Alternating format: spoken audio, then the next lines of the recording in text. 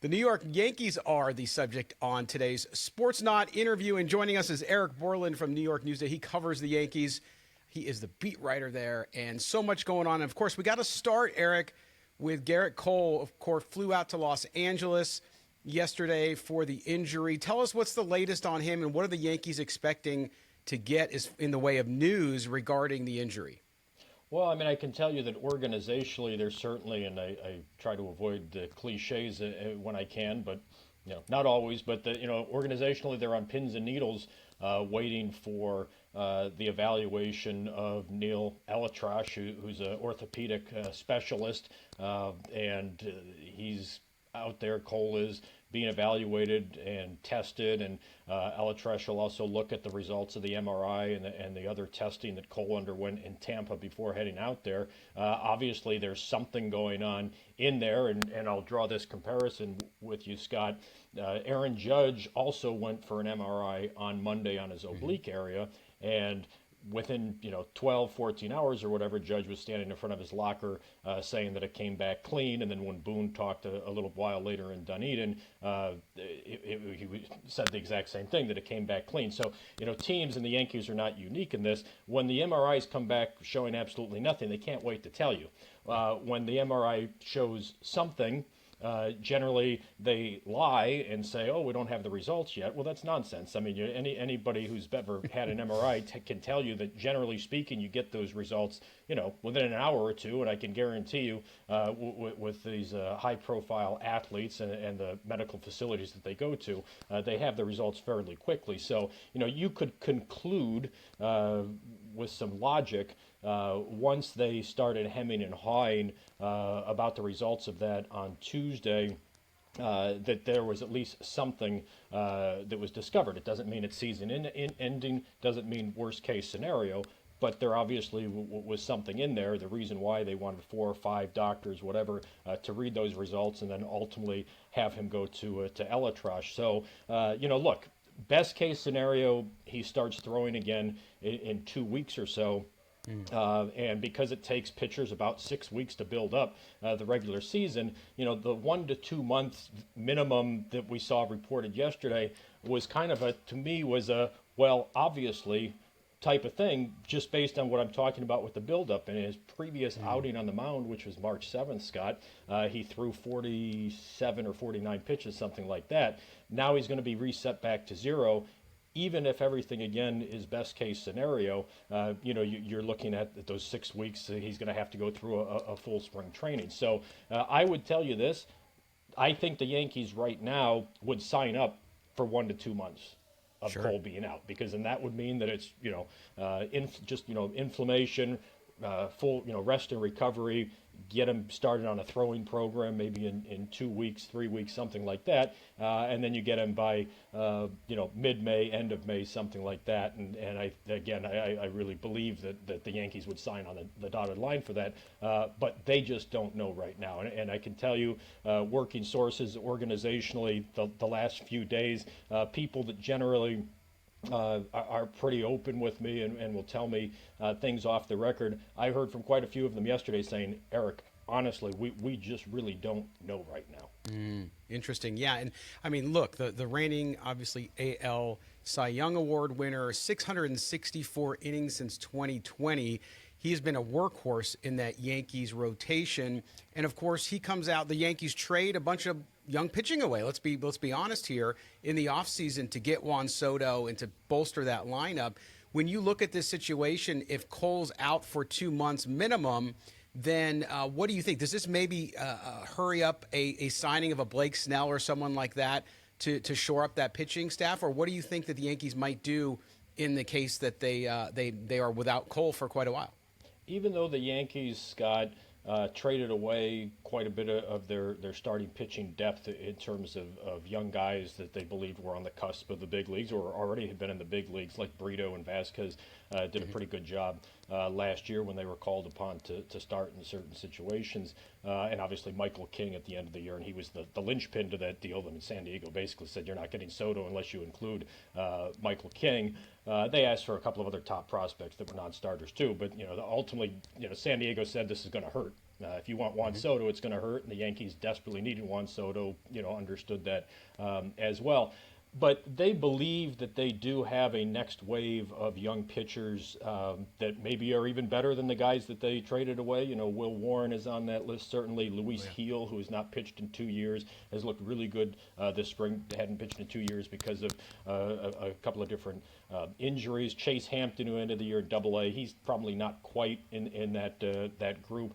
Clayton Beater is a guy that they like a lot. Cody Petit is a guy that they like a lot. The long rambling answer is I don't see them opening up the vault for either one of those free agent pitchers, and the reason isn't necessarily because they don't like either one of those guys. They obviously are very familiar with Jordan Montgomery. They drafted him, Right. he developed him, and then traded him a couple of years ago for Harrison Bader. But it's just a matter of they already are over the highest luxury tax threshold. So let's say they were to sign Blake Snell for an average of $30 million a year, they would get taxed at 110% on that, and so that $30 million contract, they actually would be paying $62 million for a pitcher that they do have some questions about. I mean, he's a two-time Cy Young Award winner, but they don't see him as the guarantee that, say, a Gerrit Cole is, and so I think that they're hesitant. First and foremost, it's the $62 million, and I'm just using that as an arbitrary figure. We don't know what the contract would be, but based on his resume, you figure he would get an average of 30 a year probably. So I just don't see that because of the combination of what it would cost them.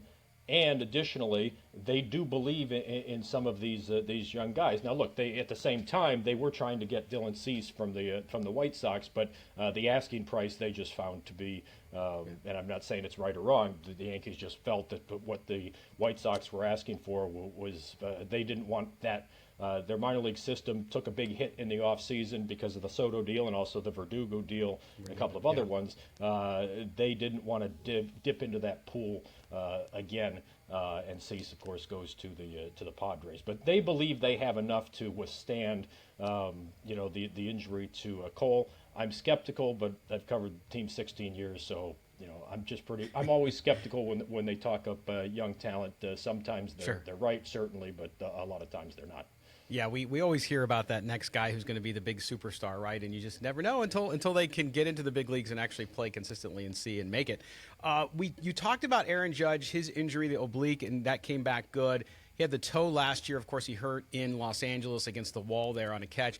When you look at the Yankees last year, and I swear we'll get to some positive stuff here in a second, but you look at what Judge, what happened. Scott, I write for a New York tabloid, so it's. You're like, that's okay. We go wherever you want to lead me. Yeah, the headlines are always wonderful. But you look at Judge, and obviously the Yankees, when Judge went out last year, we saw what happened, right? We saw what happened. They now get Juan Soto. But when you look at Aaron Judge, the injury issues, what's going on, how do you feel like where is he at this offseason? And you feel like he's going to find his form again and stay healthy, be able to stay in that lineup so him and Soto have that 1-2 punch? Scott, it's to be determined. I mean, Judge is one of and again, covered this team a long time. He would be in the category of hardest working players, certainly, that I've seen, and that's either with my own eyes, what I've observed, and what I've heard behind the scenes in terms of his work ethic. This is a guy that in the off season takes very little time off, and he even, when he was talking about the oblique the other day, said that it was probably the result of going hard since early November, swinging every single day, and doing so as if he was in the middle of the season, preparing for a big series against Tampa Bay or Baltimore. And so and I think that's a whole another topic too about the workload that guys put in the off season, and then they get hurt in spring training, and you question if maybe they had done too much because bodies need to rest at some point. But that's all well above my pay grade, and I'm not a doctor, nor do I play one on your show or in the newspaper. But when Aaron Judge says publicly the way that he did, that I've been doing swinging hard since early November, and it's probably some wear and tear. Then I'll certainly take his word for that. It doesn't appear to be something serious, but obliques are always kind of a tricky injury, and as a hitter with the torque that these guys put into their swings, and certainly a big guy like Aaron Judge, you can probably double that for the average major leaguer. He's not on the batting practice roster today. Aaron Boone said yesterday that he expected Judge to be back in the starting lineup on Saturday and in center field. But I remember Joe Girardi, I covered 9 of his 10 seasons as Yankees manager, and I remember him saying years and years ago, he said, discussion about some injured player, and it looked like a minor injury. He said, we expect him back, but until they're actually back between the lines, there's always a little bit of a concern. And so I would put Judge and anybody else in that category until they're actually back in the lineup. You always are going to have just a little bit of worry about that. And certainly with a guy like Judge coming off of the season that he's coming off of, and we all know the importance to the lineup, even more so with what Soto's going to add. It's certainly worth watching. Again, I don't think that it's super serious, but obliques don't always heal on the schedule that players would like them to, and that organizations would like them to. And the reality is, he's not swinging a bat right now. Yeah, and it's interesting. These. The new athletes, at being at my age, remembering the guys from the 70s and so on, and then you go back to great Yankees like Mickey Mantle. His offseason, he wasn't swinging, he was fishing, he was having some fun. So maybe these guys need to find a little bit of balance there so they don't get hurt going into spring training. But Juan Soto, let's talk about Juan Soto, that big bat to that lineup. And I've always said, even when he was with the Padres, I always said Juan Soto to me was made to be a Yankee. So you get him in that lineup now, his persona, his personality just seems to fit well there. Have you seen that so far in spring training? He's off to a hot start. Exactly. I'm sure Yankee fans are so excited about that. But talk about how he's adapting to the club, and then talk about what he means to that lineup. Scott, it's been a seamless transition. I mean, the first day of position players in the clubhouse, and I always just sort of take a stroll around and try to see how new guys are fitting in. Not that I have any kind of expertise in that, but you just observe things and you see who's chatty with his teammates and who's not. And the caveat to that is DJ LeMahieu hardly talks to anybody, and he's revered in that clubhouse. Right. So you can't always judge things based on interpersonal interactions between these guys. But Soto, he fit right in. He carries himself like the superstar that he is, but it doesn't rub teammates in a negative way. And everything I had heard was that he was a really good teammate in San Diego. Winning was first and foremost to him. He's a confident guy, certainly, and maybe bordering on cocky, but he's got the goods to back it up. Obviously, what he's been doing so far this spring has been off the charts. And again, I do always add the caveat that these results, no matter how much in the media we want these results to mean something, they don't. And just to bring back LeMahieu again, I remember his first spring training with the Yankees. He was abysmal. He hit, I don't have it in front of me, but low 200s. Let's say it was 210. And Yankee fans and some of the media were ready to dive off a cliff about what a bust signing it was, et cetera. And then he goes out and hits 300 plus, whatever, contends for a batting title. And then the next year did actually win a batting title. But so I don't even focus so much on the results with Soto. They have been impressive. He's hit a couple of the more impressive home runs that I've seen in my time covering the Yankees at Steinbrenner Field. Hit an opposite field shot off of the scoreboard in one of his first games, and then almost hit one onto Dale Mabry Highway, which is right beyond the right field wall at Steinbrenner Field in Tampa. And those are balls that only the big boys are capable of hitting. So there's a lot of excitement with him and for him, and there should be, frankly, because I've seen him referred to as one of the top lefty bats in the game, and he definitely is. He's one of the top bats, period. Lefty, righty, switch hitter, et cetera. And he has incredible strike zone discipline, which, as we all know, is a big part of his game. And I remember talking to a pitcher who faced him earlier in the spring, and a couple of days later, it was an ex-Yankee who I had known for a number of years, and he said, he goes, he goes, it's almost as if Juan knows what's coming before you throw it. He goes, that's pretty hard to deal with as a pitcher, and that can get in your head. So he's been described as a generational talent. Brian Cashman, after the trade, called it a transformational bat. He's only 25.